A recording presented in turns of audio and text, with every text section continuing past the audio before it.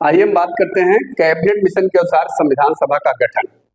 तो देखते हैं कैबिनेट मिशन का जो गठन हुआ वो प्रधानमंत्री इटली क्लेमेंट इटली यानी तत्कालीन ब्रिटिश सरकार द्वारा किया गया, जिसका गठन 24 मार्च 1946 में लॉर्ड पैथिक लॉरेंस की अध्यक्षता में किया गया, जिसके दो अन्य सदस्य थे लॉर्ड क्रिप्स और अलेक्जेंडर। कैबिनेट मिशन ने कुछ प्रस्ताव रखे, जिसमें पहला था कि भारत संघ का जो निर्माण होगा वो ब्रिटिश भारत और देशी राज्यों से मिलकर बनेगा, और कैबिनेट मिशन ने मुस्लिम लीग की इस मांग को स्वीकार कर दिया कि जो उन्होंने पाकिस्तान की मांग की थी। इसके बाद दूसरा प्रस्ताव था कि संघ के पास केवल विदेश, रक्षा और संचार होगा। इसके बाद अवशिष्ट विषय जो होंगे वो प्रांतों के पास होंगे और संविधान सभा का गठन होगा। कैबिनेट मिशन की इस योजना के बारे में महात्मा गांधी ने कहा था कि कैबिनेट मिशन तत्कालीन परिस्थितियों में ब्रिटिश सरकार की सर्वश्रेष्ठ योजना थी। इसके बाद देखते हैं कि कैबिनेट मिशन की जो संविधान सभा के गठन की व्यवस्था थी वो किस प्रकार की है।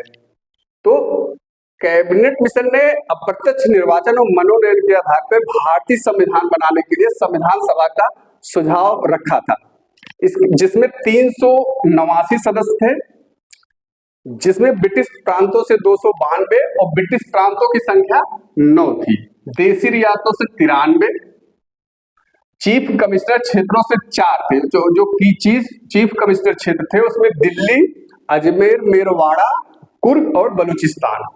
इसके बाद 10 लाख जनसंख्या पे एक सदस्य का चुनाव का प्रस्ताव रखा गया था, और जो इनके प्रतिनिधि थे वो 3 समुदायों से, जिसमें उनकी जनसंख्या के अनुपात में उनका चुनाव होना था, जिसमें हिंदू, मुस्लिम और सिख थे।